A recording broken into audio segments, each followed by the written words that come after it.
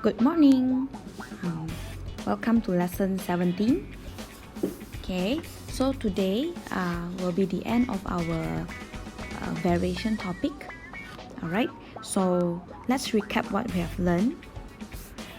So we have learned about map scale, and we have learned about direct variation and also inverse variation. Okay, this is from your textbook, page 116. Okay, today our lesson will be reviewing what we have learned so far on this topic, and then we'll do a bit of revision and also questions, and then we will end our lesson and this topic, right? And then please get ready for your quiz on the next lesson. Okay, I will be giving you a quiz in the next lesson. Okay, please prepare for that. Okay, so we have learned about map scale. Okay, so scale, we have a ratio, okay, which is from map to the actual one. Okay, the map to the actual one, the left side is your map and the map length or distance, and to the right side, which is the actual length, okay, which can be represented as 1 to r, or it can be written in fraction form. Okay, and as for the area, the ratio of the area on map to the actual one is 1 to r square, or 1 square to r square. You square both sides on the left and right. Okay, so after that we learned about direct variation. Okay, and if we are given two quantities x and y, which both of them are in direct variation, if they are in direct variation, we can say that x is directly proportional to y, or y is directly proportional to x. And the most important part is we know that the equation can be written in y equals to kx. Okay, so y is equals to kx, which means y is directly proportional to x. Okay, I'll be writing in this way from now on. Y is equals to kx, or actually you can even write down in y over x equals to k. It's the same anyways. Okay, but I will stick to this one, y equals to kx, which we call it a direct variation. If you encounter question on direct variation, we will write in this way, y equals to kx. Okay, and the graph is a straight line graph passing through the origin. Okay, and then we learn about inverse variation. So inverse variation, when we say x and y are in inverse variation, we can say that y is inversely proportional to x, or x is inversely proportional to y. Okay, and the most important part is the equation here, x y equals to k. Okay, where k is a constant, or I will write in this way from now on, y is inversely proportional to x, so y equals to k over x. Okay, this is inverse variation. Okay, so if we were to draw a graph or plot a graph, okay, y against x, it will be a hyperbola graph, and if y against 1 over x, it will be a straight line graph.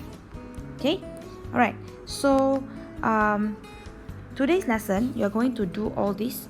Okay, question 1 and 2 is from your textbook, page 117, question 1 and 2, and the next few questions are from past year book, this blue book.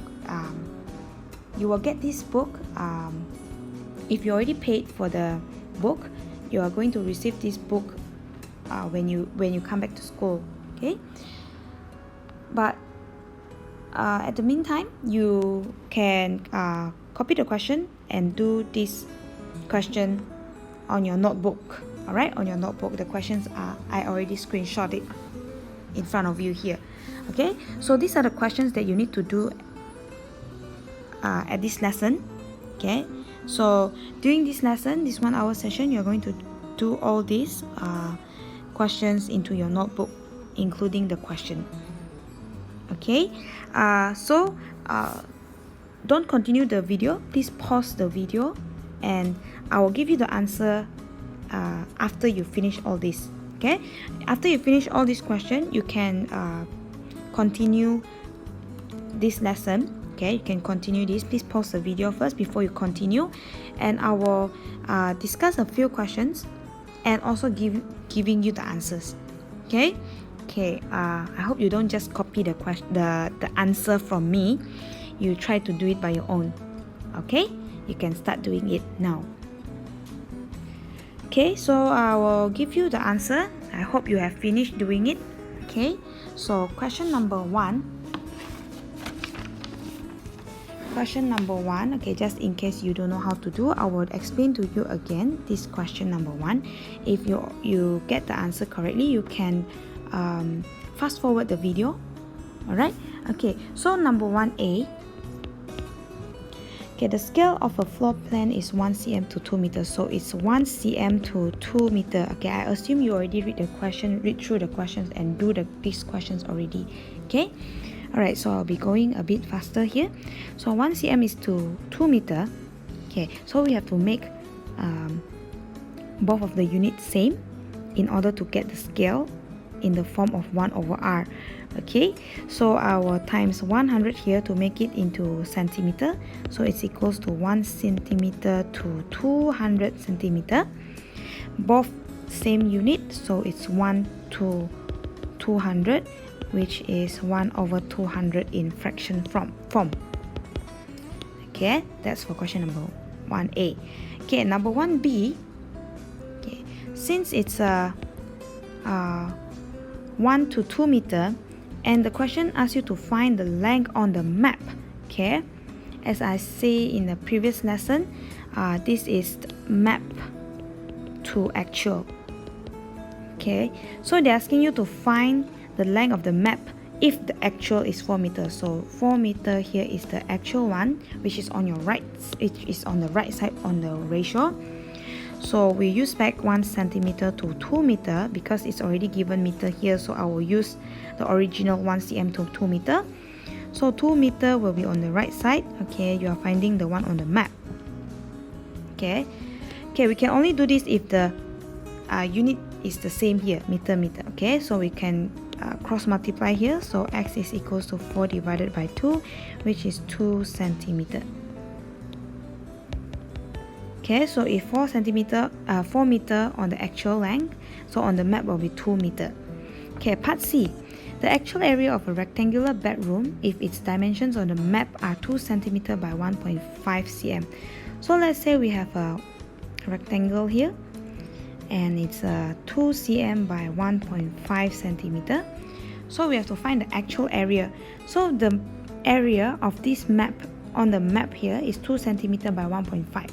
Okay, so we can actually do in easier way. Okay, we change this to the actual length. Okay, so in 2 centimeter it will be 2 times 2 because 1 centimeter is to 2 meter here. Since 1 centimeter is to 2 meter, so it's changed to the actual one. 2 centimeter will be 2 times 2, which is 2 meter. And 1.5 centimeter you times 2, it will be 3.0, which is 3 meter on the actual. Okay, in actual it will be 4 meter by 3 meter rectangular bedroom.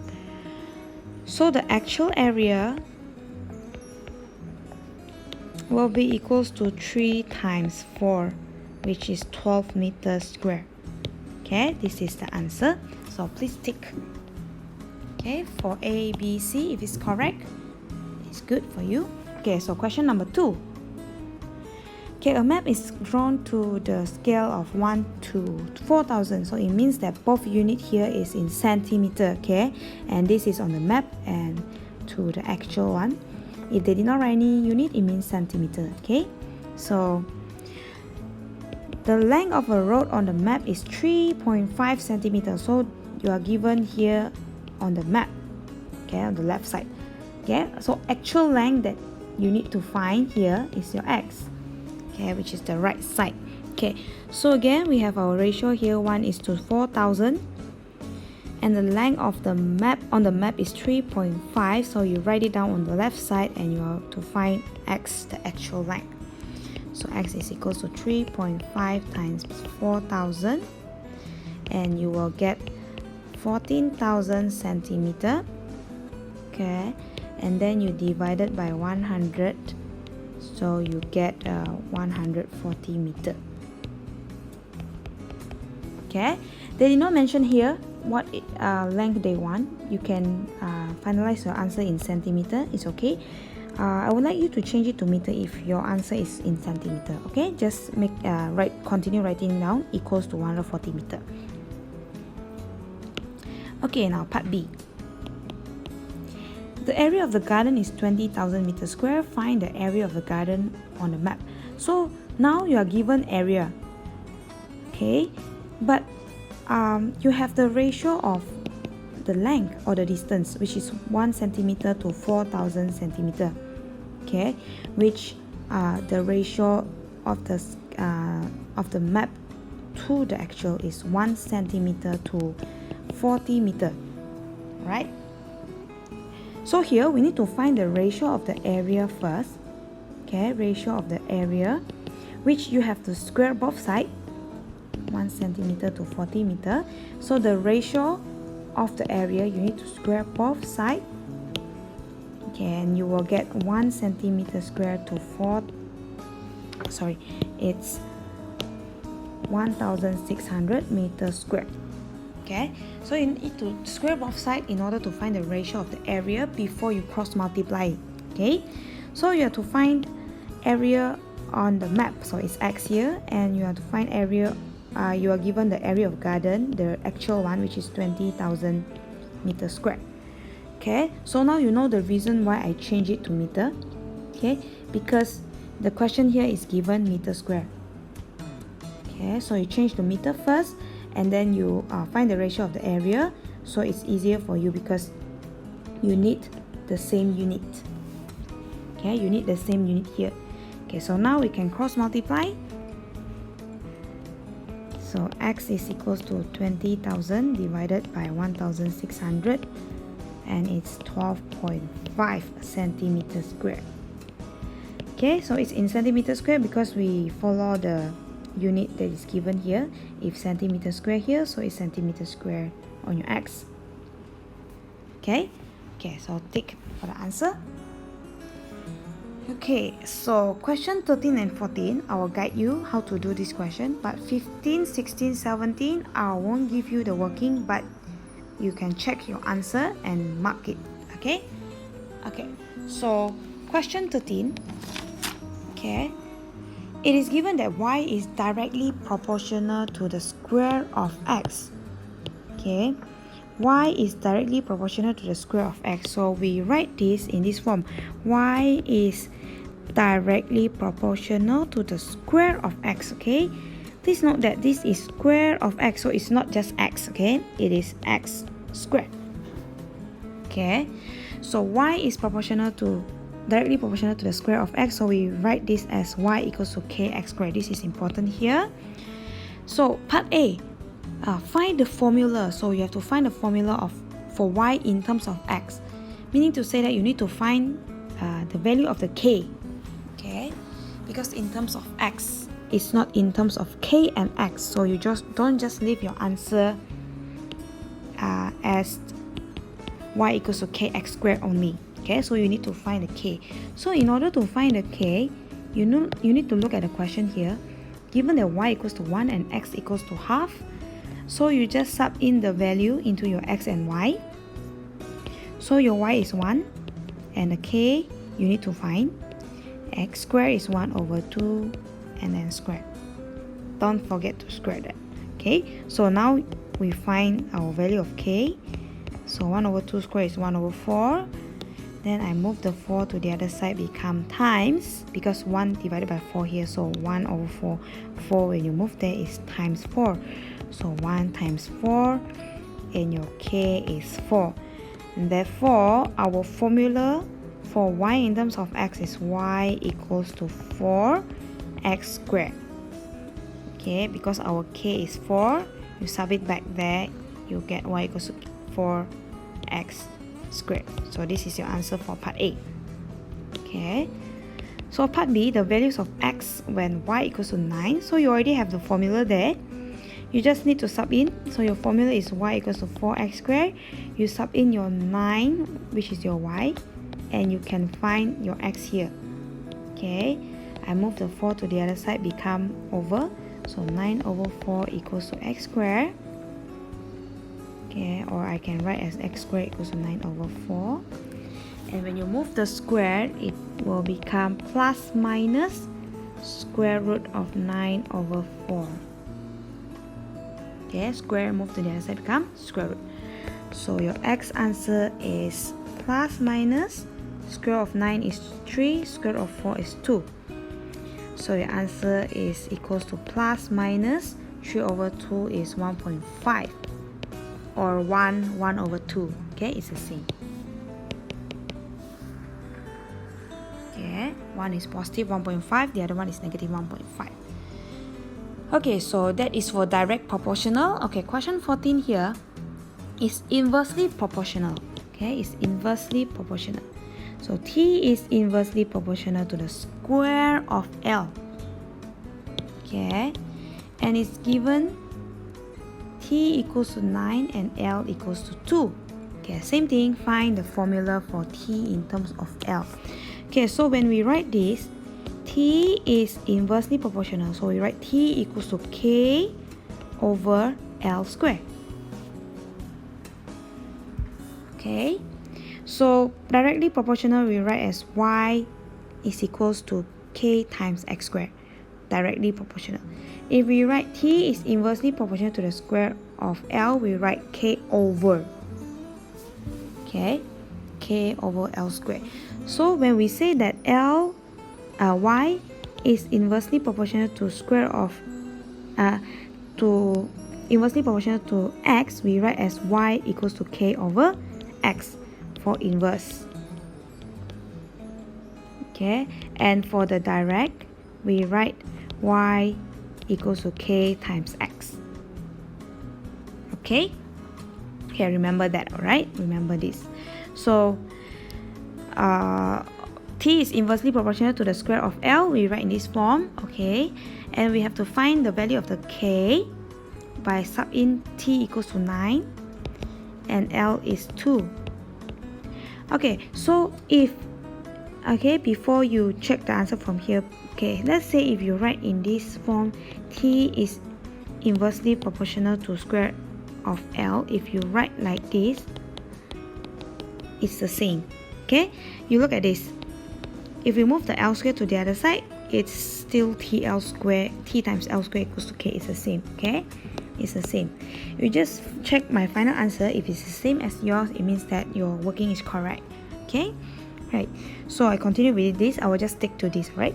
So 2 square, we move to the other side, become times. So times 2 square is 4. Okay, when we move this to the other side, it becomes times. Okay, so your k is equals to 9 times 4 is 36. So therefore your formula is t equals to 36 over L squared. Formula for t in terms of L. So t in terms of L meaning to say that you have to make t as subject and your answer along with your L. Okay, so this is the answer for A. And part B, the values of L when t equals to 25. So you just need to use the formula that you have found just now and sub in the value. So you are given t, so you sub in into the t.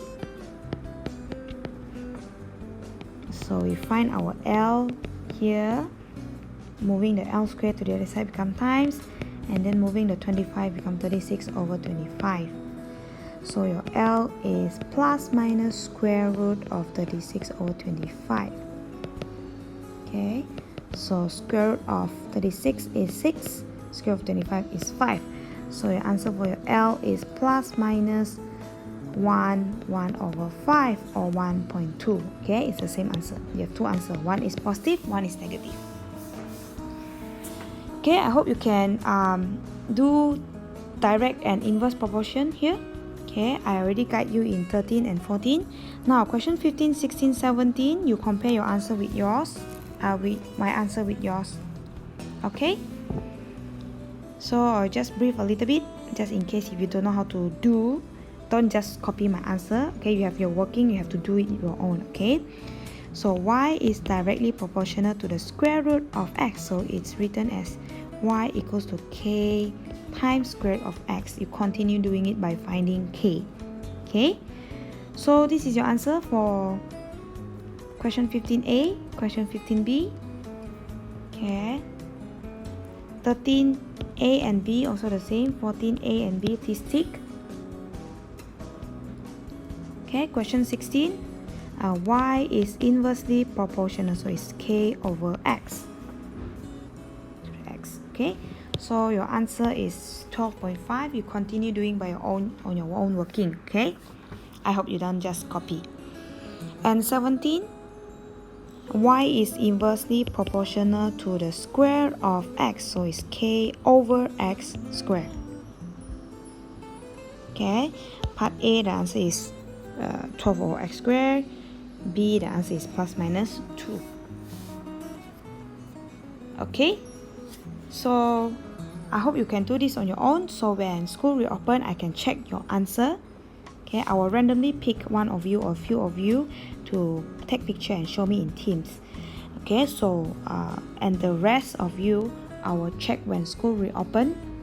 Okay, not just answer, but also your own working. Okay, alright, so okay, so only this. So we have already finished our topic on variation. So please prepare for quiz on the next lesson. Okay, so that's all from me. Thank you, class. Bye.